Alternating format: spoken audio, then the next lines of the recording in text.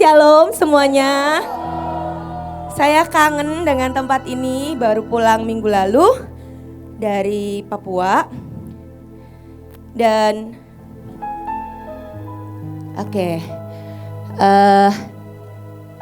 ini sedikit ya oleh-oleh, tapi ini salah satu yang saya belajar juga ketika saya 2 minggu ada di Papua. Dan hari ini saya dengan bersyukur, bangga, takut juga, deg-degan. Hari ini saya gak cuma pegang 1 provinsi, saya pegang 4 provinsi. Papua udah mekar, Papua Gunung, Papua Tengah, Papua. Dan sejujurnya waktu baca saya deg-degan. Kesia tulis di grup penari, kita harus ganti semua penetapan, gak 34 provinsi, tapi 37. Seberapa Bapak Ibu tahu? Bangsa Indonesia udah diumumkan, kita sudah 37 provinsi. Dan saya kaget ya, yang mekar itu dari Papua, dari 1 jadi 4. Dan 1 provinsi aja udah gendong dengan sukacita sampai hari ini. Sekarang jadi 4, cuman ini salah satu yang saya dapat. Ini salah satu yang juga membuat saya exciting. Ini salah satu juga warisan yang Tuhan beri waktu tanggal 7 Juni. Dan buat saya ini sesuatu yang akan sangat nolong saya. Saya berharap juga ini bisa menolong kita semua. Jadi untuk pembukaan waktu kemarin kami ke Papua, kami cuma 3 orang panitia dari sini. Keliling ke 3 kota selama 2 minggu. Ngerjain retret dari 1 kota ke 1 kota ke 1 kota. Secara roh lumayan gak? Lumayan banget. Gendong 3 kota, gendong 1 provinsi yang sekarang jadi 4. Tapi satu hal yang kami lihat ketika kami di provinsi, sejujurnya gak bisa untuk bilang capek. Karena keadaan di provinsi itu sangat butuh untuk kita topang, untuk kita tolong. Keletihan kita tuh gak seberapa. Kita masih bisa di-charge dengan sangat ajaib seperti hari ini, seperti setiap Sabtu dan Senin dan Minggu yang kita terima. Tapi yang di provinsi, khususnya yang di daerah yang susah sinyal, mereka akan sangat susah sekali untuk ikut Zoom. Mereka akan sangat mengandalkan dari setiap sisa-sisa yang mereka dapat ketika mereka datang ke tempat ini. Sekian perwakilan ke tempat ini mengambil api, mengambil suntikan iman. Dan mereka harus bertahan untuk sekian waktu sampai kita ada acara lagi, khususnya yang daerah-daerah tidak ada sinyal. Jadi setiap kali kita membangun ke daerah, kita retret, itu benar-benar untuk memperlengkapi, itu benar-benar untuk mengerjakan kekekalan. Karena mereka sangat membutuhkan.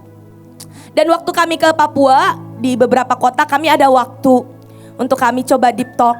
Ya, ini deep talk udah dari sekian bulan yang lalu kami baru bisa ketemu dengan mereka.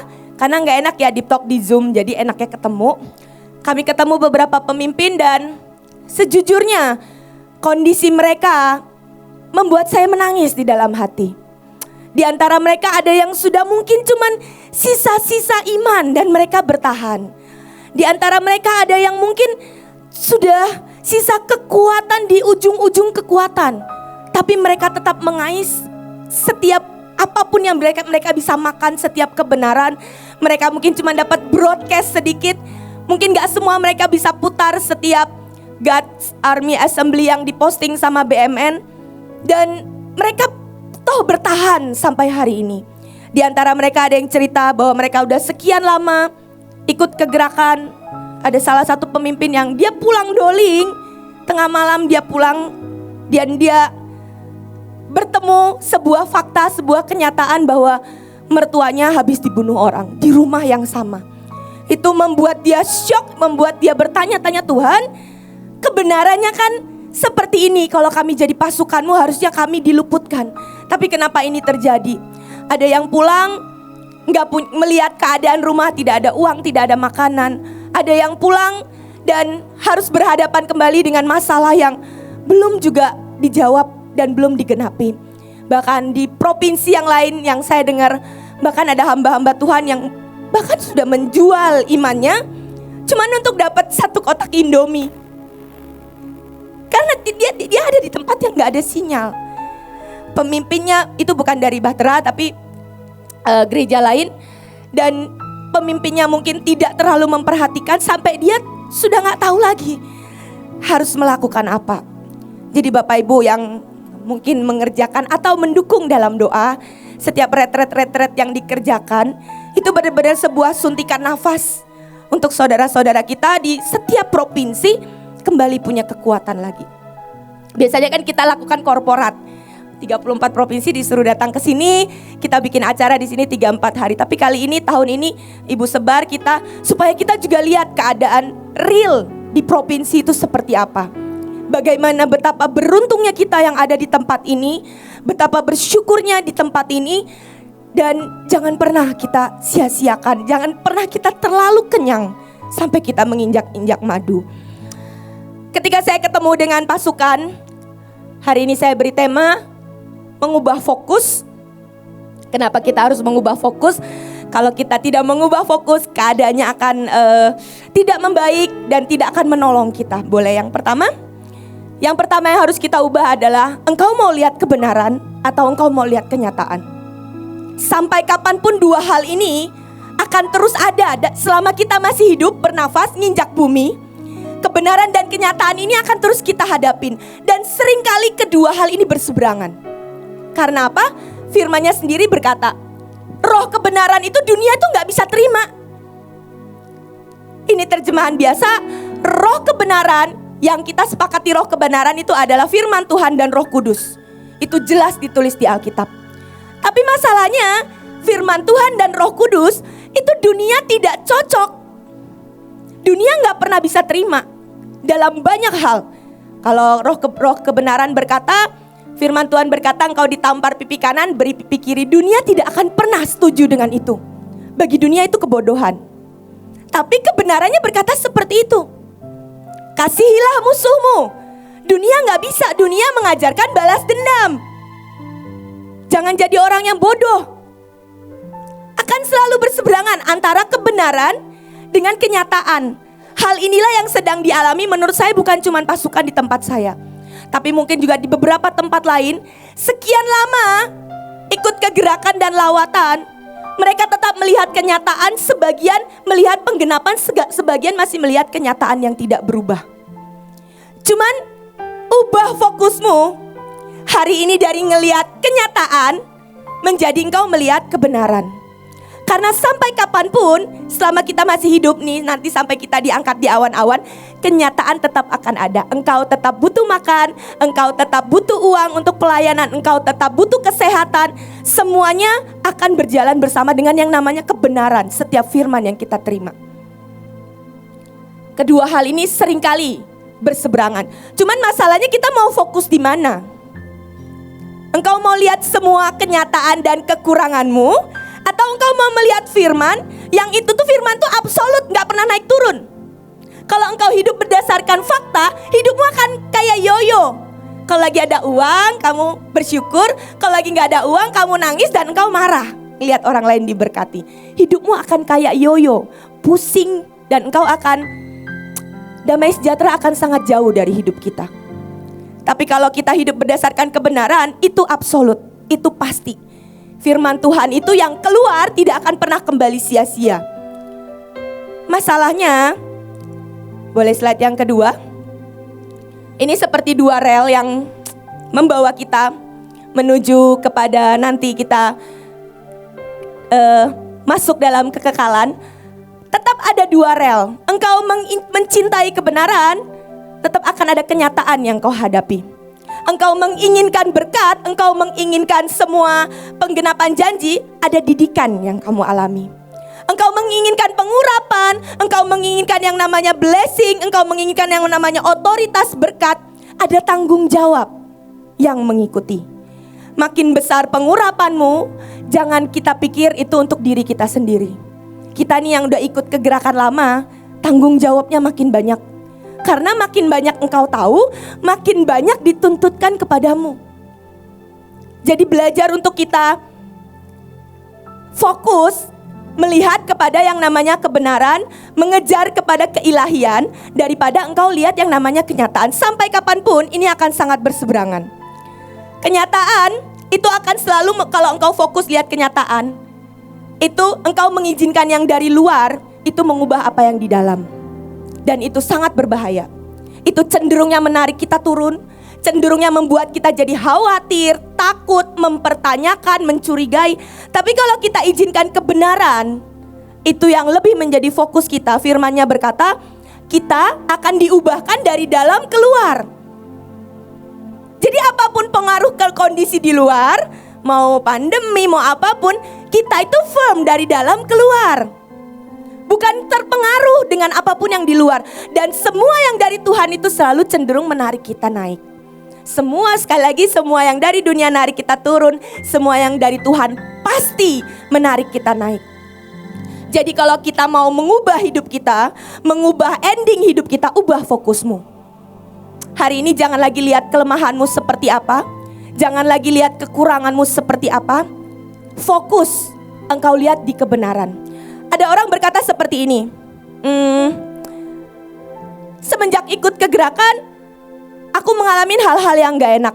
Coba buktikan, apakah mengerjakan kegerakan itu membuat hidup kita diberkati? Buktinya saya ikut bisnis saya berantakan. Hei, saya mau benar-benar membantah itu semua dengan satu statement kebenaran. Kebenarannya berkata, carilah dahulu kerajaan Allah, kerjakanlah dulu bagian Tuhan, maka semuanya itu akan ditambahkan kepadamu. Itu absolut, itu pasti. Dan hari ini saya berdiri di tempat ini, saya berani bilang, kalau saya tidak mengerjakan kegerakan, saya tidak berjalan dengan hati Tuhan, saya nggak tahu hidup saya jadi apa.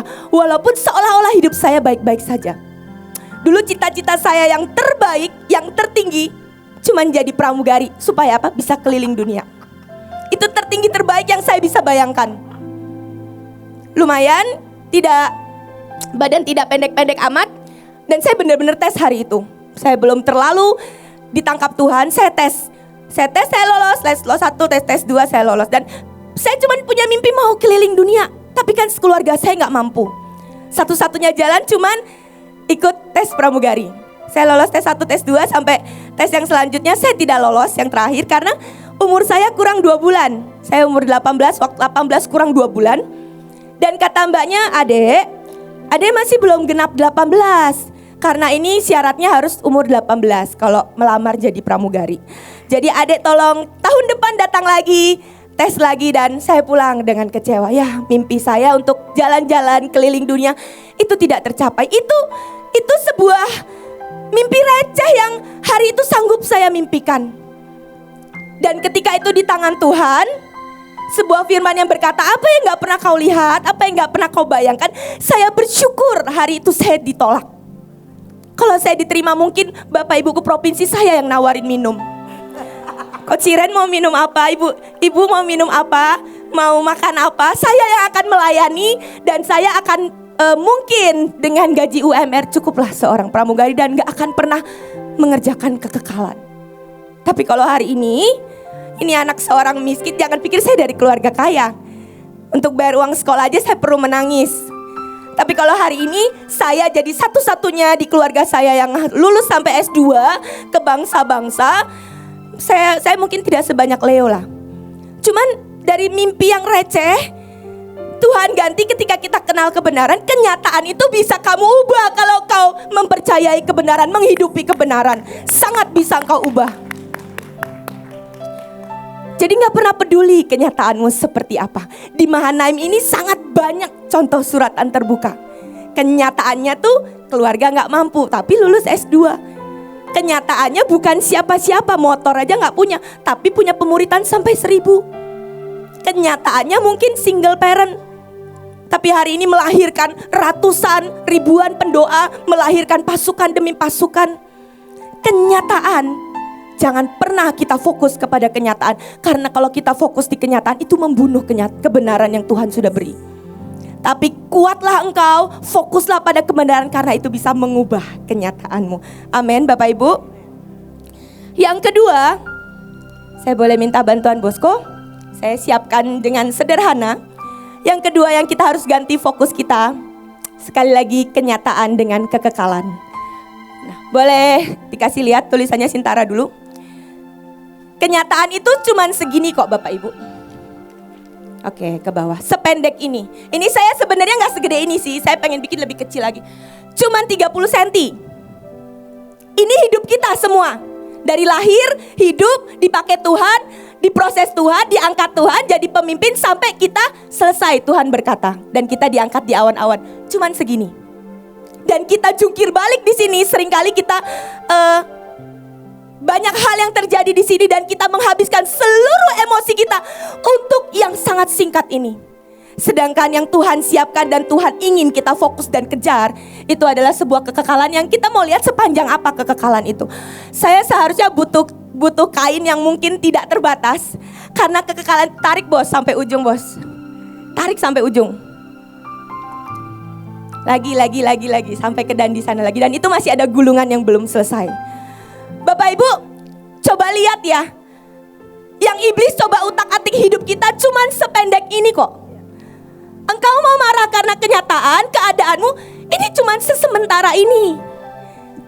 Sedangkan yang Tuhan mau kasih, yang Tuhan mau kita nikmati, yaitu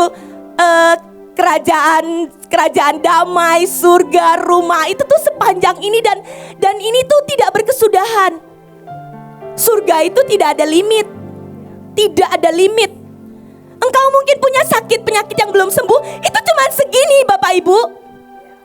Apapun yang kau alamin, yang gak enak, yang menyakitkan, itu cuma segini. Please jangan fokus di sini. Fokus lihat di kekekalan. Tapi kau bisa ciptakan kekekalan, tergantung semua responmu di sini. Semua responmu, semua mesbah dan kecapi yang Tuhan suruh kita naikkan, itu mempengaruhi apa yang kau terima di sini. Makanya Paulus berkata, aku nyesel kok. Tahu gitu aku selama aku hidup di dunia, aku memberi diriku lebih dan lebih lagi. Karena setelah dia lihat dan dia ada di kekekalan, semua yang kita bayar itu sangat kecil. Sangat kecil. Jangan habiskan seluruh energimu mengejar uang, tahta, nama, semuanya di sini. Mohon maaf, itu semua nggak dihitung di kekekalan. Pilih, ya ada Pak Agung bercanda, engkau mau jadi orang yang miskin, yang dipangku di surga, atau engkau mau jadi orang yang sangat kaya di dunia tapi di surga dibuang. Kita nggak pilih jadi miskin di dunia. Ada Bapak Abraham yang memangku, dia kaya di bumi, dia kaya di surga. Kalau engkau mau pangku bangsa-bangsa, engkau mau pangku provinsi, hidupmu akan sangat limpah di dunia dan di kekekalan. Pilih, engkau mau fokus kepada kenyataan atau engkau mau fokus kepada kekekalan. Bukan berarti berarti mulai sekarang saya gak mau kerja capek-capek lagi. Saya cuma mau kejar Tuhan, gak bisa. Engkau tetap harus kerjakan bagianmu, kerja keras, karena lawatan itu juga butuh uang. Gak bisa engkau mau milih ekstrim kiri, aku gak akan doa aja gak pernah kerja. Gak bisa. Kerjakan seluruh bagianmu dalam semua keadilan Tuhan, maka semuanya akan ditambahkan kepadamu. Itu absolut, itu firman, itu pasti. Bayangkan loh Bapak Ibu, engkau masih mau memilih untuk sakit hati. Engkau mau memilih pahit. Sakit hati itu saya mau kasih tahu ya, engkau yang minum racun, engkau berharap orang lain yang mati. Itu sakit hati. Sebuah kebodohan. Engkau yang minum racunnya, engkau berharap dia yang mati. Engkau yang minum racunnya, engkau yang sakit. Orang itu baik-baik aja. Jadi jangan bodoh. Ada kekekalan yang menunggu kita di sini. Ini masih panjang. Bayangkan ya, masih panjang. Kita hidup paling lama di Alkitab berkata 120 tahun, tapi hari-hari ini udah jarang. 90 tahun masih sehat, jadi itu udah puji Tuhan. Tapi di sini ada 1000 tahun, 10.000 tahun, 1 miliar tahun kekekalan, dari kekal sampai kekal dan tidak berkesudahan. Masih mau habiskan hidupmu untuk engkau komplain, untuk engkau pahit, untuk engkau marah? Pilih ubah fokusmu, melihat kenyataan, tapi ganti dengan fokusmu. Apapun responmu, hitung itu untuk kekekalan. Itu mahal, itu precious, itu berharga. Boleh digulung. Terima kasih. Dan yang dari kekekalan dan kenyataan, ada satu poin yang saya belajar dan jadi teguran buat saya. Hati-hatilah dengan yang tidak kelihatan. Kenyataan itu gak kelihatan. Kekekalan itu mungkin belum kelihatan. Dan bahayanya semua yang ilahi hari-hari ini kita doakan itu gak kelihatan. Waktu saya baca, satu nama ini yang disebut. Aku benci, aku reject, aku tolak. Itu Esau. Cuman karena satu kalimat dia berkata, saut Esau di Kejadian 25 ayat 32, sebentar lagi toh aku mati, apa gunanya bagiku hak kesulungan itu. Satu kalimat ini ternyata itu sangat menyinggung hati Tuhan. Sampai Tuhan ngomel panjang lebar, marah panjang lebar dari perjanjian baru sampai perjanjian lama. Sekian ayat, satu Obadya itu cuman buat ngomongin aku benci Esau. Diulang lagi di Roma 9 ayat 13, aku mencintai Yakub tapi aku menolak Esau. Maleakhi 1 juga aku membenci Esau. Yesaya 34, Yesaya 63, Yeremia, Yehezkiel, Amos, Obadya, itu semua omelan dan semua kesakitan Tuhan.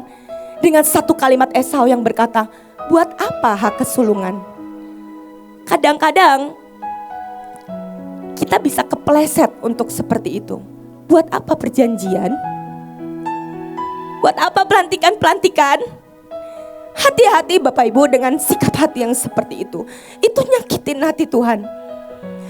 Karena seringkali hampir semua yang ilahi itu gak kelihatan.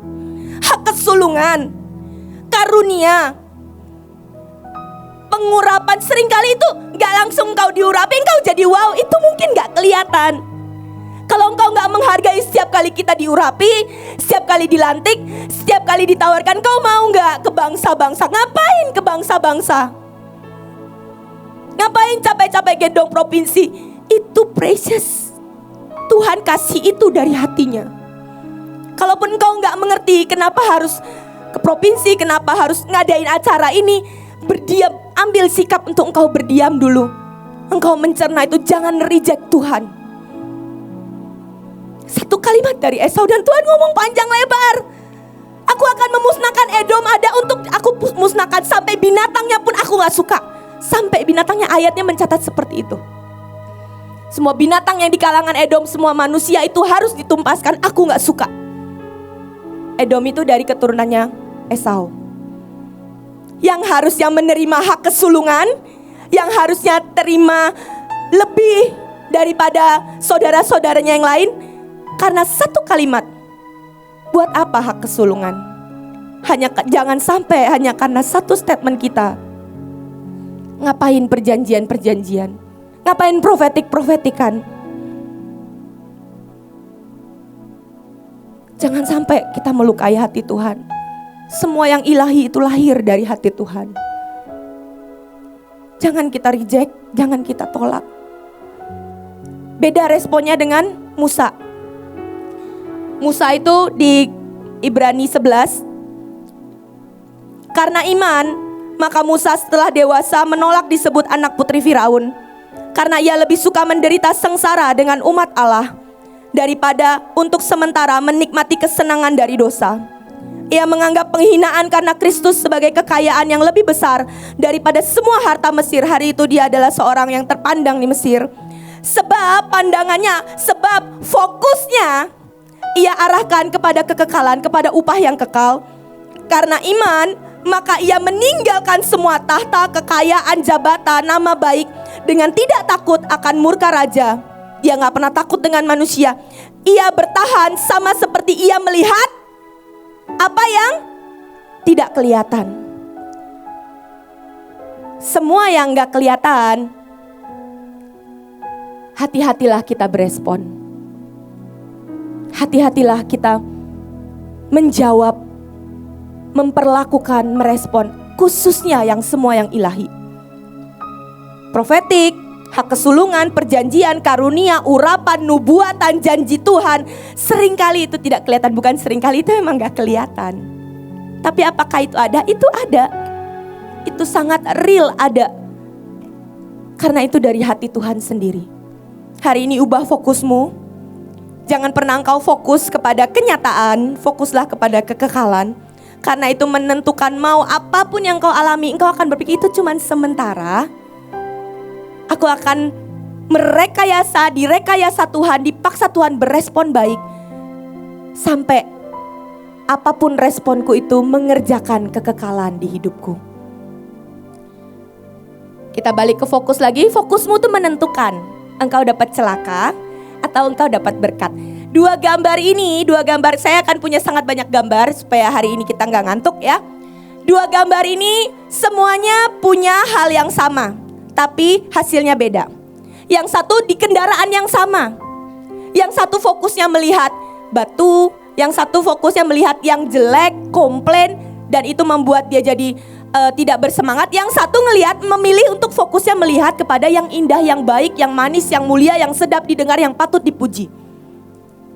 Mungkin kendaraan kita hari ini sama, lawatan. Tapi yang satu komplain setiap kali tugas, setiap kali apapun dikasih tanggung jawab, capek bu, istirahat dulu bu, kerjaan lagi, tugas lagi, belum selesai nafas bu. Dan isinya cuma komplain, tetap ada di kendaraan yang sama. Tidak bisakah kita melihat sisi yang lain, sisi bahwa kalau Tuhan kasih, Tuhan tuh sayang banget. Cuman orang yang Tuhan sayang dan Tuhan percayai, Tuhan limpahkan apapun itu. Kepercayaan, tanggung jawab. Perang lagi bu, capek bu. Nahan lagi, sebentar lagi pilpres, doa lagi. Sebentar lagi ke bangsa-bangsa, isi cawan lagi. Hei, tolong jangan fokus, jangan jadi orang yang bodoh. Engkau lihat yang gak enaknya itu sampai kapanpun dua jalur yang akan sama-sama ada. Kenyataan dan kebenaran. Kenapa gak pilih menikmati? Setiap kali ke provinsi saya nikmati, saya sangat nikmati. Saya bisa ketemu pasukan, setiap kali ke Bogor aja saya sangat menikmati. Saya pulang pasti bawa banyak makanan. Yang pernah ke Bogor tahulah. Oleh-olehnya banyak banget, tenteng sana, tenteng sini. Saya menikmati apapun, secapek-capeknya saya menikmati apapun. Kalau kita menikmati dalam hal apapun, itu akan enak. Perang dinikmati, saudaramu dinikmati, pemimpinmu seperti apapun dinikmati, punya tim seperti apapun dinikmati, nikmati. Dan kita akan melihat hasil yang berbeda. Oke, dan yang gambar yang di sebelahnya sama-sama melihat ke gambar yang sama. Tapi yang satu mentalnya jelata, yang dia lihat selalu yang jelek. Setiap sudut pandang yang jelata tuh gak pernah bisa memberkati, terlalu miskin untuk kita tuh bisa memblessing orang lain. Sama-sama loh, yang dilihat sama, yang satu menggambarkan yang jelek, yang satu menggambarkan yang indah, gambar yang sama. Sebuah gambar lawatan, tuaian dan semua yang Tuhan janjikan yang sama. Yang satu exciting mengerjakan video klip, yang satu sudah setengah hati. Sama kok. Yang satu exciting mengerjakan apapun, project demi project, yang satu udah dengan menyeret semua beban. Miliki mentalmu limpah, karena apapun itu tergantung fokus kita. Yang kita lihat sama kok. Orang lain lihat pandemi mengerikan, buat kita ngelihat pandemi 3 juta jiwa kok dalam 2 bulan. Sama-sama gak pandemi? Sama, emang di Bekasi gak ada pandemi? Sama. Di tahun pandemi saya ke Afrika kok, saya ke Papua kok setahu saya, karena saya habiskan 10 juta untuk PCR. Buat saya itu exciting, orang lain ketakutan, saya ngelihat sisi satunya. Jadi ubah fokusmu, itu akan mengubah hidup dan hasilnya. Gambar selanjutnya ini tadi kan contoh kartun, yang ini contoh Alkitab. Yang ini kita semua tahulah ceritanya. Yang dilihat sama-sama tanah yang sama, hasilnya ini udah prosentase Alkitab loh ya. Dari 12 orang, 10 dari 12 orang tuh ada 80% gak ya? Akan selalu mayoritas akan selalu melihat yang jelek. Cuman 2 orang kok yang bisa ngelihat dengan sudut mata yang berbeda. Masalahnya itu menentukan, caramu melihat menentukan engkau dapat blessing atau engkau dapat sebaliknya, celaka atau engkau dapat berkat. 12 pengintai 10-nya melihat hal yang 12 melihat hal yang sama. Reportnya datang hasilnya beda. Yang 10 bilang itu terlalu mustahil, itu raksasa, kita belalang, dan hati-hati dengan mental belalang. Itu akan selalu melihat apapun itu dengan mata yang pesimis, sampai dikasih ada sindrom grasshopper complex syndrome. Jadi itu yang apapun lah dikasih, nggak bisa bu, apapun diberikan nggak mungkin bu, selalu. Coba lihat dengan fokus yang berbeda, karena cara pandang kita menentukan bangsa kita diberkati atau tidak, bangsa kita luput atau tidak. Saya suka sekali kalau setiap kali sesuatu saya udah gak mampu, saya sering tanya ibu. Dan seringkali pandangan ibu itu beyond my expectation. Orang bilang, ibu lahir tanggal 7 bulan 6 tahun 66. Buat ibu dia akan ambil sebuah sikap pandangan yang berbeda. Oh enggak, itu dilihat dari surga 999. Sesimpel itu, dan dia tidak terganggu. Tidak perlu merasa terintimidasi. Bisa gak kita melihat dari sudut pandang yang mendatangkan shalom, mengubahkan keadaan? Karena mohon maaf ya, sudut pandang, fokus itu kurang bisa diimpartasikan. Itu keputusan. Engkau patah hati, saya ngomong, udahlah gak apa-apa, nanti Tuhan kasih yang baru. Gak bisa begini dan segala macam. Itu keputusan kok. Itu keputusan. Dan keputusan itu kita yang pegang kendali. Gak bisa orang lain. Gak bisa diimpartasikan. Itu keputusan. Sekarang saya akan ngasih lihat beberapa gambar-gambar. Engkau memilih fokus kemana? Nah, ini yang salah satu yang tadi saya cerita. Sampai kapanpun di antara kita akan selalu ada perbedaan. Sampai kapanpun. Kita bukan ciptaan pabrik. Sampai kapanpun saya sanguin dan melankolis, saya akan punya tim yang mungkin pragmatis. Sampai kapanpun kita punya perbedaan. Cuman apakah kita fokus pada perbedaan yang memecah belah? Oh, aku gak cocok. Gak cocok sama Sintara, bosku terlalu pragmatis. Sampai kapanpun saya gak bisa ubah mereka jadi sanguin, hahi seperti saya. Tapi bisakah kita melihat itu jadi kekayaan? Setiap kali saya kurang setia, mereka orang yang setia. Setiap kali saya tidak sabar, mereka orang yang cukup sabar. Engkau punya tim seperti apapun, bisa gak engkau melihat itu jadi kekayaan? Karena sampai kapanpun susah untuk menyeragamkan semuanya. Kita bukan yang paham yang sama, rata semua, sama ras semua dapat jatah yang sama, komunis. Kita bukan itu. Kita keilahian, bukan komunis. Satu punya karunia A, satu punya karunia B. Bisa gak kita lihat itu jadi kekayaan? Ini gambarnya, yang satu bilang 4, yang satu bilang 3. Yang mana yang benar? Yang satu bilang itu bulat, yang satu bilang ini kotak. Kenapa kita gak bisa lihat itu jadi kekayaan dan kekuatan? Saudara, saya tahu saya ini mungkin di dalam, kalau saya jadi makanan ya, mungkin saya bukan steak lah. Mungkin saya saya tuh punya makanan kesukaan. Saya suka steak, saya juga suka ikan asin. Tapi alangkah sangat sebuah kebodohan kalau ikan asin itu harus iri dengan steak, atau steak itu harus iri dengan ikan asin. Tuhan itu punya sangat banyak di antara kita. Ada yang kalian adalah nasi goreng paling enak buat Tuhan. Ada yang kalian mungkin pecel yang paling enak. Ada yang kalian mungkin yang kesukanya ibu apa ya? Yang bule-bule lah, souffle. Nah, sampai kapanpun pecel saingan sama souffle gak ketemu. Tapi ibu suka gak dua-duanya? Ibu bisa nikmati dua-duanya. Saya suka ikan asin, sangat suka dengan sambal terasi dan sayur asem. Saya juga suka steak. Dan ketika saya menikmati ikan asin, steaknya jealous, itu kan bodoh. Itu sebuah kebodohan. Engkau tahu kekuatanmu di mana, engkau tahu kekuatan saudaramu di mana. Izinkan Tuhan menikmati kita semua di porsi kita masing-masing. Cuman kalau udah jadi ikan asin, jadilah ikan asin paling enak. Ikan asin jambal, jangan ikan asin yang bau apek.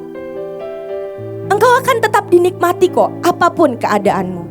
Jadi jangan fokus melihat perbedaan, tapi fokus lihat di kekayaan di setiap kekuatan kita.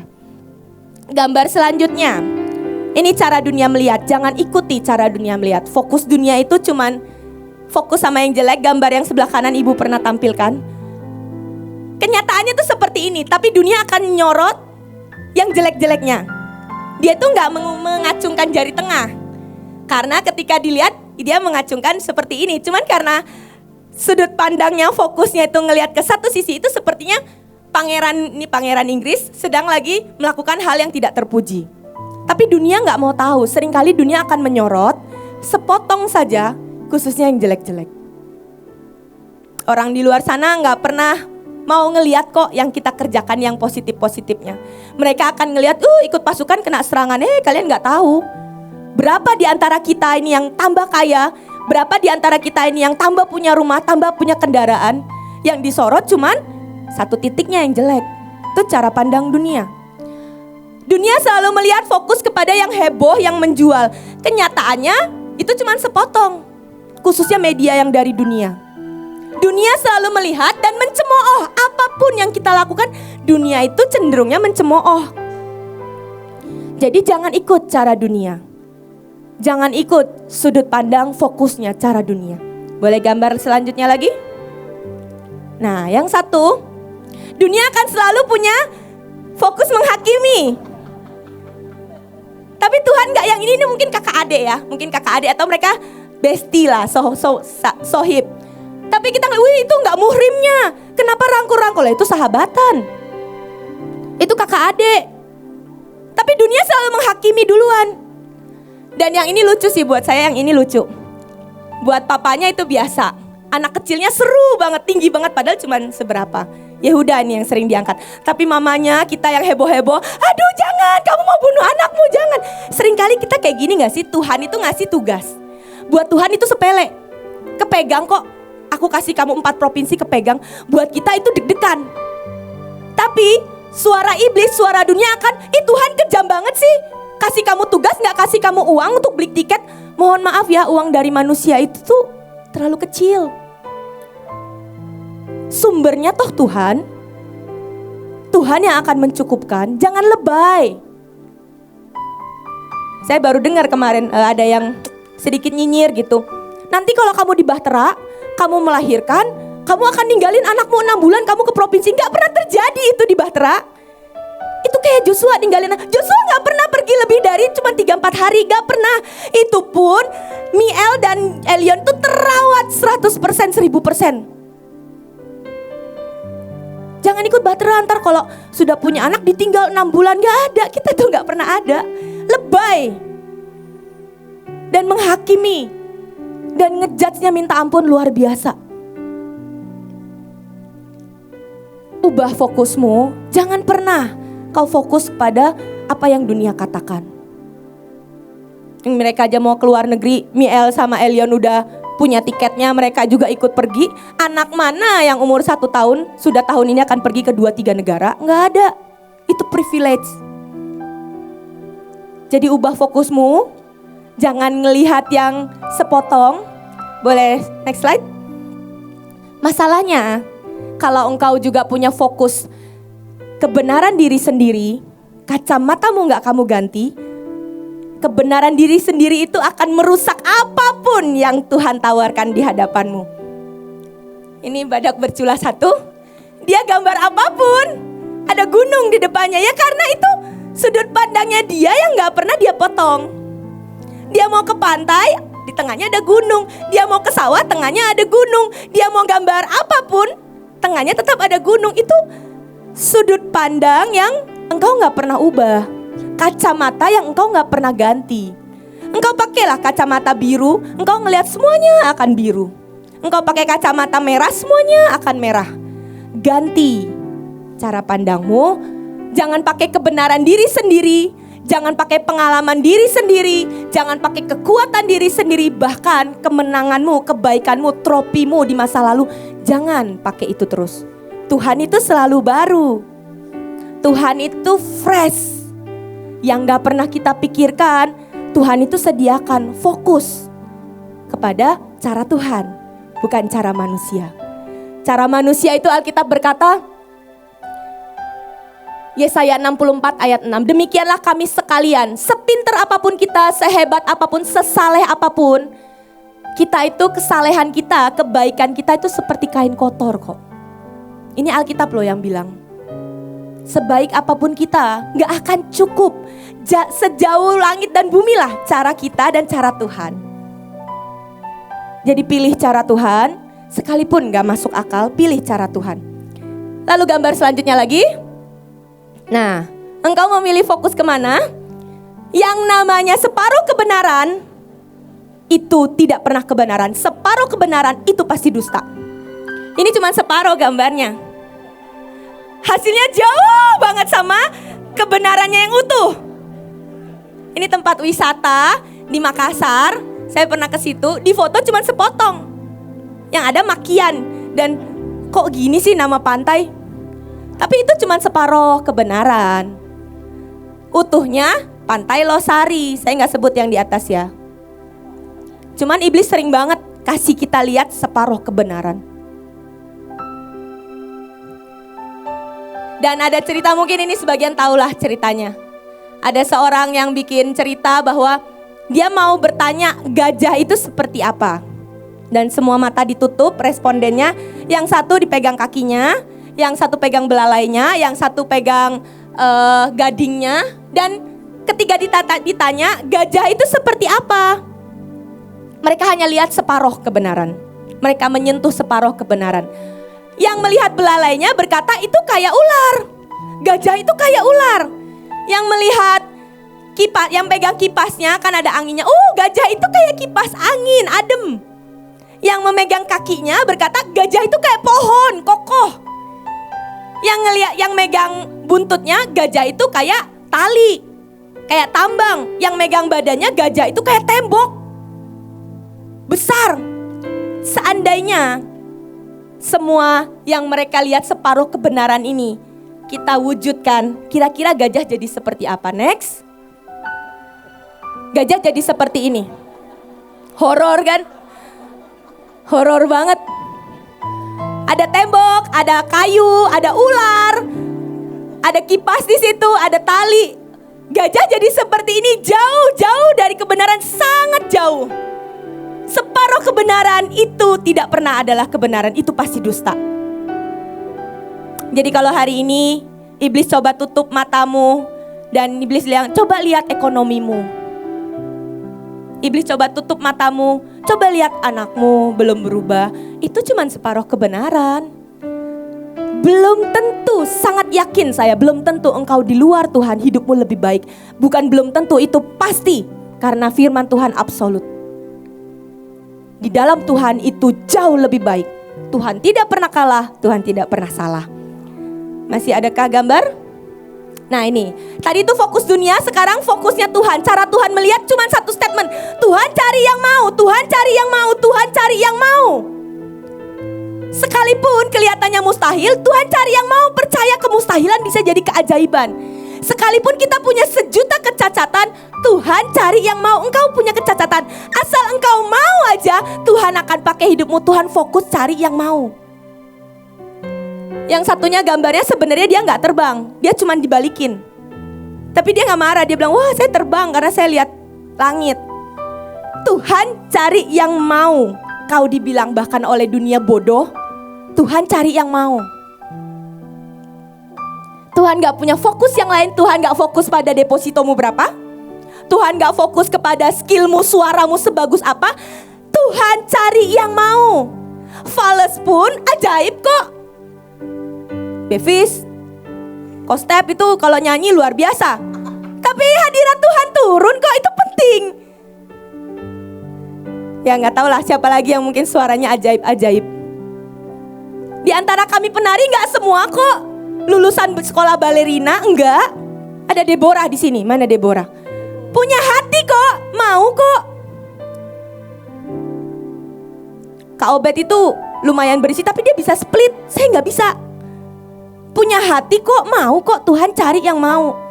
Tuhan bukan cari yang mampu. Apakah masih ada gambar lagi? Oke, nah ini. Fokus kita sebagai pasukan Tuhan. Dengar seperti Tuhan mendengar, kita akan berpikir seperti Tuhan, melihat seperti Tuhan, dan kita akan punya impactnya Tuhan. Ingat Abraham sama Lot.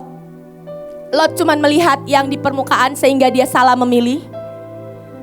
Kalau Bapak Ibu melihat, ini ada 3 wanita. Boleh next selanjutnya? Cantik apa enggak? Kalau cuma ngelihat sekilas, kayaknya cakep banget. Tapi ketika lihat dari sudut mata Tuhan, ternyata horor banget. Semuanya berkumis. Ini gambar yang sama, cuma dilihat dari sudut pandang berbeda. Yang satu lihat dari dunia, punya banyak duit itu enak ya. Aku bisa biayain lawatan, aku bisa ini, aku punya rumah di Kemang. Enak ya punya duit banyak. Di mata Tuhan, nah itu akan jadi jerat buatmu. Engkau belum cukup. Dan Tuhan masih proses, Tuhan gak langsung kasih. Tapi apakah berkat itu Tuhan akan beri? Itu absolut Tuhan akan beri. Seberapa kita butuhkan. Fokus kita sebagai pasukan Tuhan adalah jangan pernah menilai hanya dari permukaan. mengerti hitungan Tuhan, trust, pakai kacamata sudut pandang Tuhan. Ini ibu udah sering banget ajarin kita. Fokus kita jangan pernah ngelihat apapun yang dunia coba intimidasi kita, tapi fokus kita adalah lihat yang dari Tuhan. Dan saya akan tutup, jangan habiskan seluruh perasaanmu, emosimu, kekuatanmu habis-habisan untuk dunia yang hanya 1 senti, tadi 30 senti ya, segitulah, cuman sepenggal. Tapi fokus, mari fokus kepada kekekalan. Saya cari foto Mahanaim, saya cuma nemu ini yang foto kita di sini, mungkin ada saudara di situ. Fokus kepada kekekalan, jangan fokus kepada kenyataan. Amin Bapak Ibu. Terima kasih, Tuhan Yesus memberkati.